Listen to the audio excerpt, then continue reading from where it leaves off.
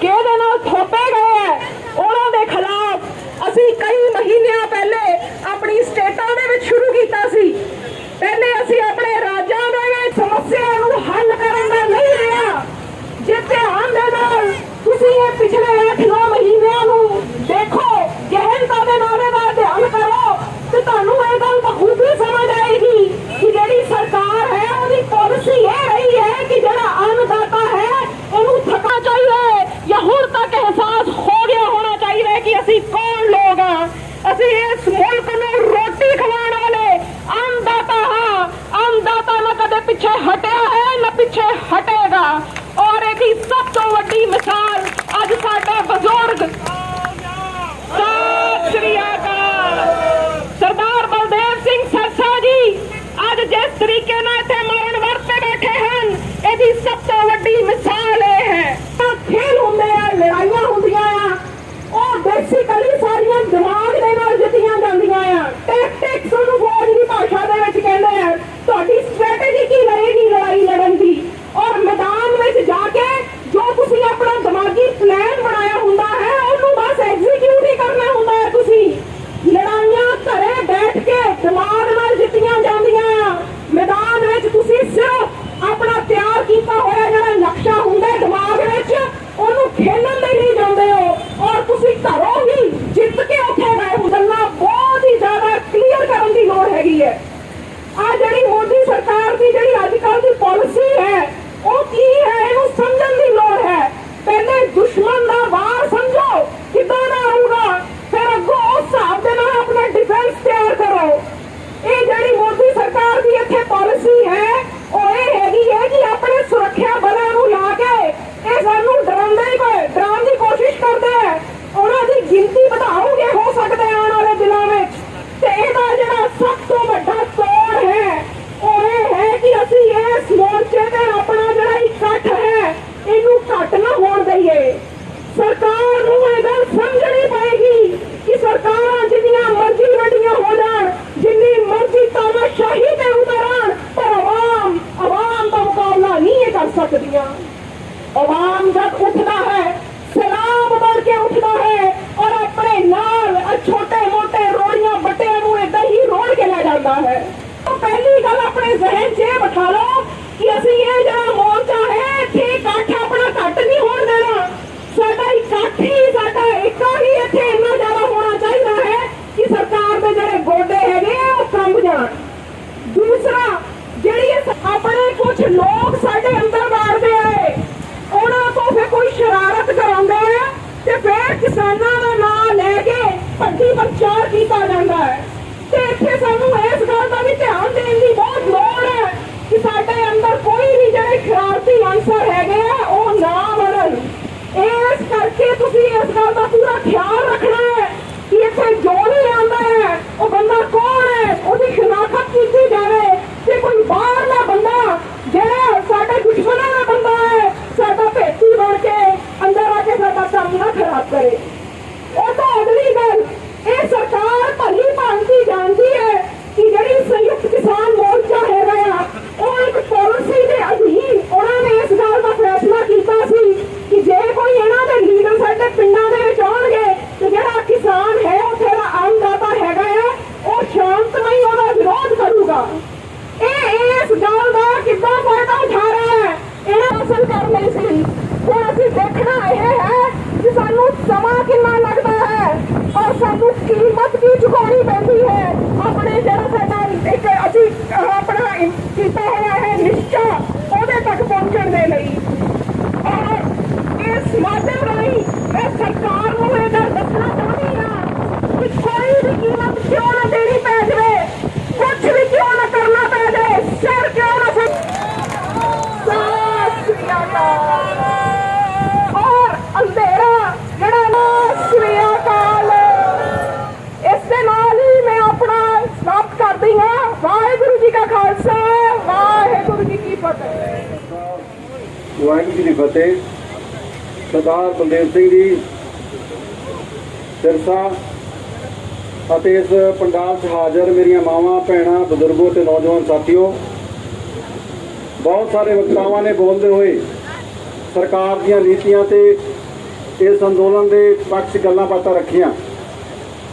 इस अंदोलन ने सानू सिखाया, शायद पहला इदां दे बुलारे नहीं सी। अज तो 8 महीने पहला साडे कोल इदां दे बुलारे नहीं सी।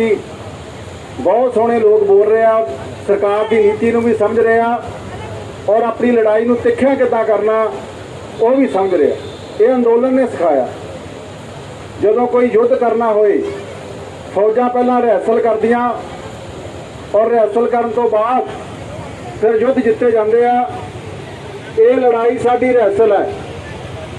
देश के लुटेरी जमात के नाल लड़ाई है। लुटेरी जमात की साझ विदेशियों नाल और जिन्हां दी जिहड़ी अख है साडी मंडी ते आ।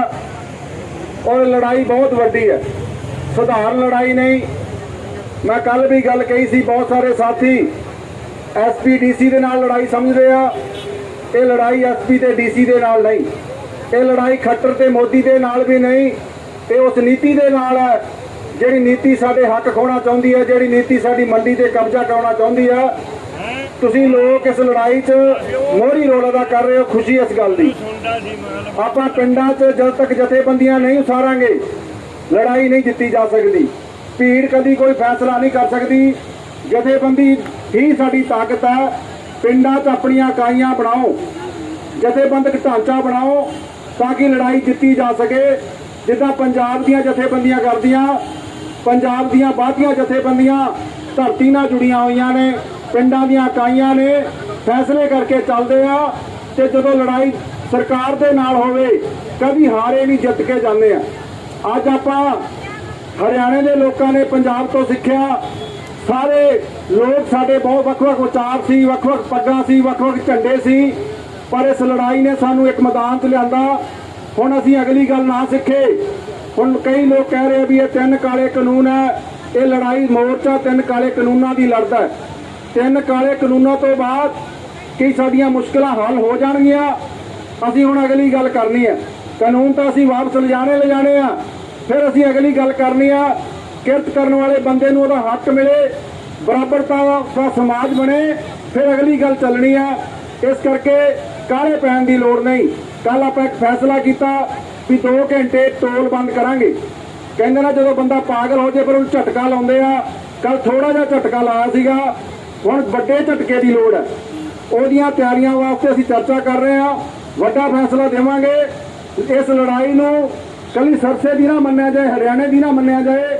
दुनिया सरसे नूं देख रही है। लोग दुनिया बलदेव सिंह सरसे का नाम ही जा रहा। हुणे मैनूं एक इंग्लैंड का रेडियो चैनल मेरे नाल गल कर रहा सीगा, ये विदेशों की धरती ते भी तुहाडा अंदोलन देख रहा भी सरसे च अंदोलन है। दुनिया की अख तुहाडे सरसे वाले अंदोलन ते आ। इसे सुधारण अंदोलन नहीं, सरसे का अंदोलन नहीं, ये लड़न वाले सारे लोगों का अंदोलन है। असीं लगातार अपनी हाज़री भी बढ़ाउणी आ, अनुशासन भी बना के रखना। कमेटियां फैसले करदियां, संयुक्त मोर्चा जिहड़ी गल कहंदा वो गल मन्नी जाती है, वो तो गल पढ़े नहीं जाती। मोर्चे दीयां कमेटियां सरकार नाल गल करदियां। तुसीं देखिया बहुत बारी 11-12 दौर की गल सरकार दे नाल होई। सारे लोग जिहड़े बॉर्डरां ते बैठे आ वो ये नहीं कहंदे भी असीं भी नाल जाना, पर वो मोर्चे दे आगू जांदे आ। एक तरीका गलबात करन दा। हुण सरकार तुहाडे इस अंदोलन तो डरी है, इस गल कोई दो राय नहीं। सारे हरियाणे के लोग एक काल का इंतजार कर रहे हैं भी कदों इतों काल जाए, कदों संदेशा जाए। सारा हरियाणा इस अंदोलन कुदन लई तैयार है। असीं हुणे सारे साथियों ने मिल बैठ के अगला फैसला भी करांगे और सरकार नूं कहना भी चाहुंदे आ इस नूं सुधार ना अंदोलन लिया जाए। कई कह रहे साथी भी 550 साथी साडे पहला चले गए, जे बलदेव सिंह सिरसा वर्गे चले गए तो की होगा। फिर इस धरती ते परलो आ जाएगी, फिर राज रहने नहीं, बहुत वड्डी लड़ाई बन जानी है। और साडे साथी की जिम्मेदारी है उन्होंने अज एक पोखरता रखनी, मरण वर्त रखना बहुत वड्डी गल है। इस करके ये केस वापस ले जाओ। पहला भी तुसीं केस वापस ले जा, कोई नवीं गल नहीं असीं कर रहे। पहला भी बहुत सारे केस तुसीं वापस ले आ। हिसार ढाणे च बहुत सारिया लड़ाइयां लड़ियां, चाहे तुसीं झूठियां हवा भरियां, पर हाँ जरूर तुसीं भरी है कि असीं केस वापस लवांगे। पर इत्थे भी तुहानूं गल करनी पऊगी, केस वापस भी वापसी की भी गल करांगे, साथी रिहा भी होणगे। बस तुसीं अनुशासन च रहना, किसी काले पैण की लोड़ नहीं। बस जिन्हें विसाखी से बैठे मेरी गलबात सुनी, मैं ज़्यादा नहीं बोलना कि ਅਸੀਂ गलबात करना चाਹੁੰਦੇ ਹਾਂ। सारी ਜਿਹੜੀ कमेटी है वो तुरंत उस तो बाद ਅਸੀਂ अगला फैसले की भी ਜਿਹੜੀ ਤੁਹਾਡੇ 'ਚ घोषणा करांगे, कुछ चर्चा कर रहे हैं भी ਅੱਗੇ ਕੀਤਾ ਕੀ ਜਾਏ, क्योंकि बहुत सारे साथी चिंता कर रहे हैं भी बुजुर्ग ने सिरसा साहब इन्हों की सेहत का भी ध्यान रखना। तो जिन्हें साथी तुसीं इत्थे बैठे हो मेरी गलबात सुनी, लास्ट में एक नारे नाल अपनी गल समाप्त करांगा। लड़दे लोकां दा एकता जिंदाबाद। बहुत बहुत धन्यवाद। सरदार बलदेव सिंह जी सिरसा और पूरा सिरसा जिला से अलग अलग गांव से आए हुए मेरे बुजुर्गों, नौजवान साथियों, माताओं बहनों, सबसे पहले मैं मेरी तरफ से और हमारा संगठन अखिल भारतीय खेत मजदूर यूनियन जिसकी 70 लाख से ज्यादा देश में मेंबरशिप और संगठन की तरफ से जहां किसान आंदोलन का अहम हिस्सा है, आज सिरसा आंदोलन का समर्थन करने के लिए और यहाँ के प्रशासन ने ये बताने के लिए कि यहाँ या तो आपके अंदर सद्बुद्धि आ जाए, वरना इस किसान आंदोलन के चपेट में जो भी आया है उसने चपेट में आने के 7 पीटी का इलाज कर दिया। तारे जो समझ में ना आती हो तो थारा इलाज भी पक्का होना है। अभी बातचीत सुबह की एक बात की तो बड़ी खुशी है कि सरकार ने देशद्रोह की धारा लगा के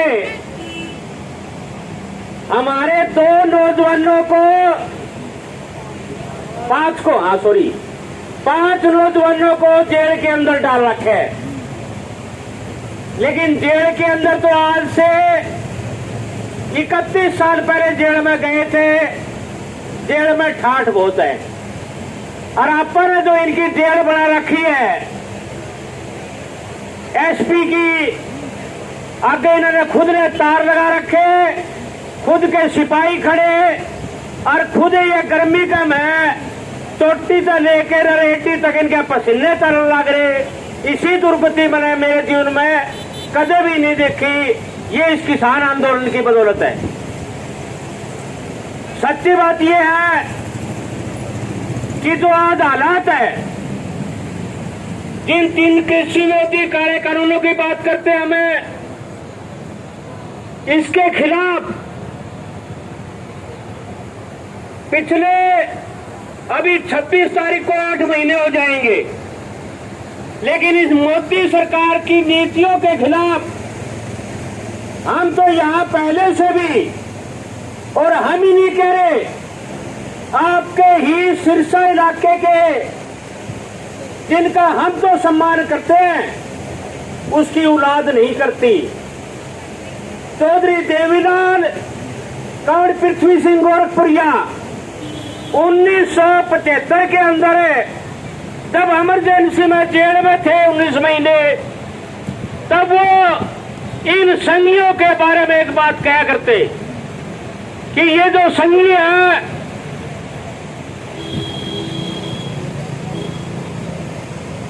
इनको कोतरी कहा करते।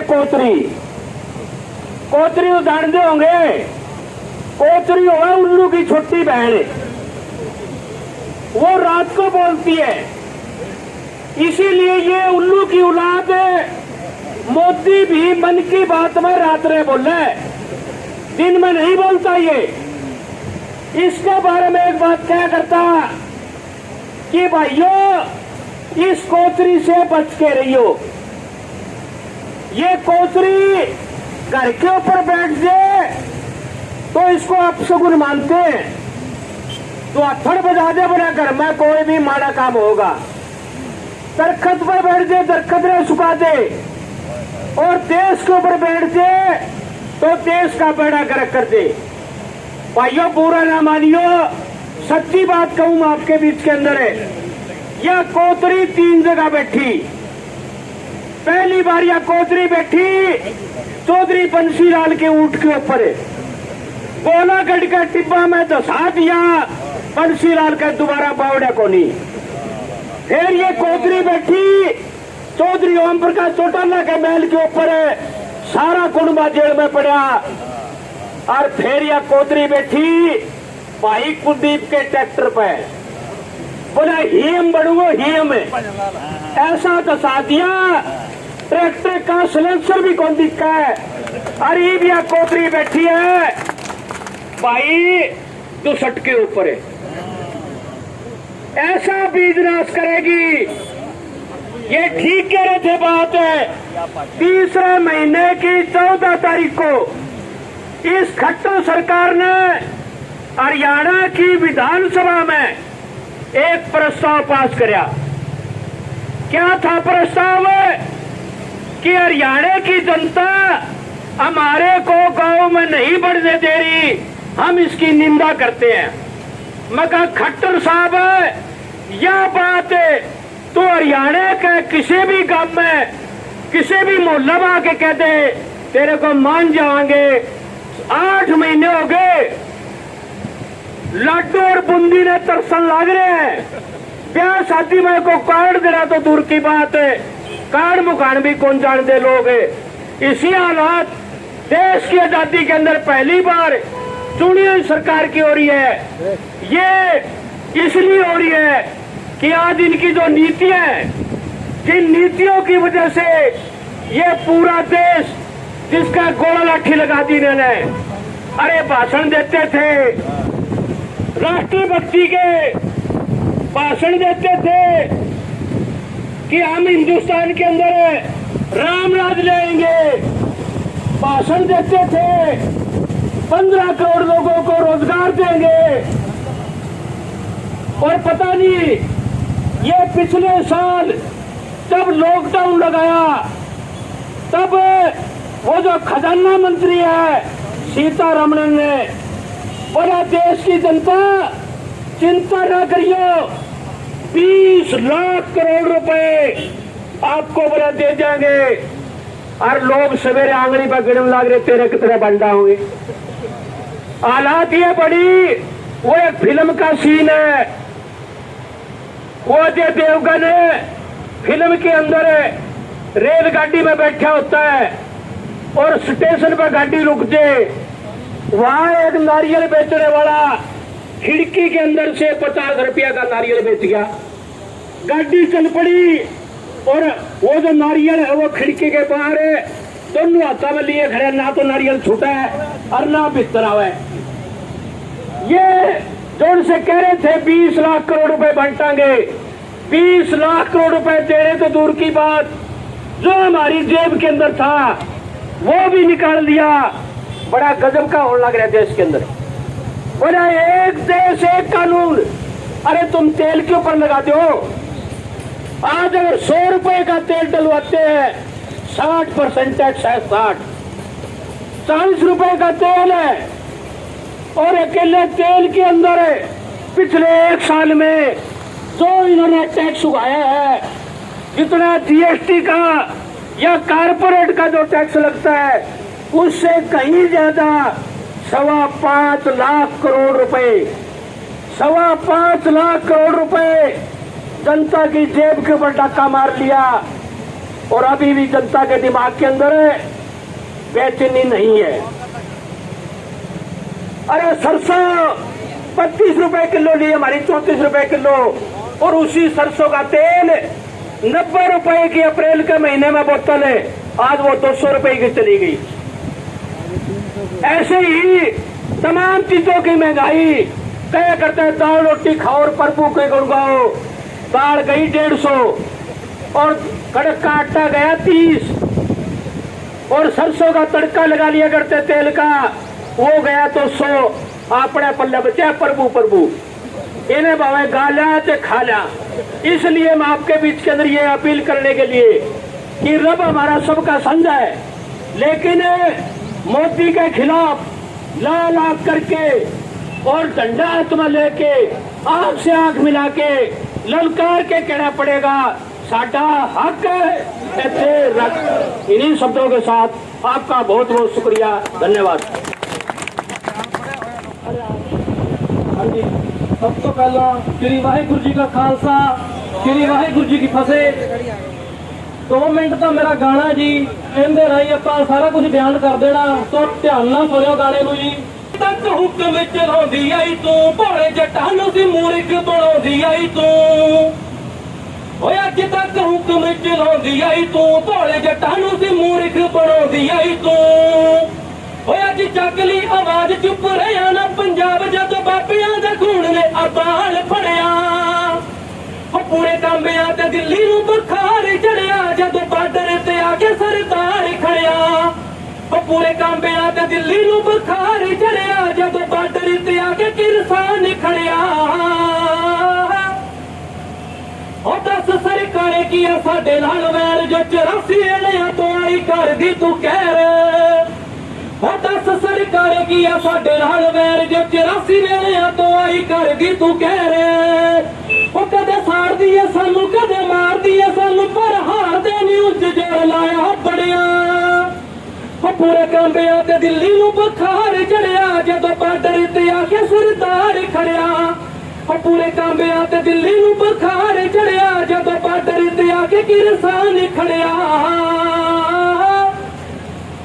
ਉਹ ਇੱਕ ਵਾਰੀ ਫੇਰ ਯਾਦ ਆ ਗਈ 47, ਜ਼ਿਮੀਂਦਾਰਾਂ ਹੱਥੋਂ ਅੱਜ ਖੋਲ੍ਹੀ ਪੰਜਾਲੀਆਂ। एक बार फिर याद आ गई 47, ਜ਼ਿਮੀਂਦਾਰਾਂ हथों अज खोलही पंजालिया। सुन भेड़ी सरकारें नी किसानी का तुम्हारे, इन्हें सोच नहीं है भी सतों जाहू चरिया। पूरे कांबिया ते दिल्ली नूं बुखार चढ़िया, जदों बार्डर ते आके सरदार खड़िया। पूरे कांबिया ते दिल्ली नूं बुखार चढ़िया, जदों बार्डर ते आके किरसान खड़िया। हो गए चमकी पंजाब हरियाणे तो, पहुंच गया जता इत्थे पिंड नगराणे तो। हो गए चमकी पंजाब हरियाणे तो, पहुंच गया जता इत्थे पिंड नगराणे तो। खुले चलदे लंगर यार दिल्ली दे अंदर, नाल भाइयां दे रतन गी ककार खड़िया। पूरे कांबिया ते दिल्ली नूं बुखार चढ़िया, जद बार्डर ते आके सरदार खड़िया। पूरे कांबिया ते दिल्ली नूं बुखार चढ़िया, जद बार्डर ते आके किरसान खड़िया। पूरे कांबिया ते दिल्ली नूं बुखार चढ़िया, जद बार्डर ते आके सरदार खड़िया। श्री वाहिगुरु जी का खालसा, श्री वाहिगुरु जी की फतेह। बहुत धन्यवाद जी, लवली जी गोबिंद।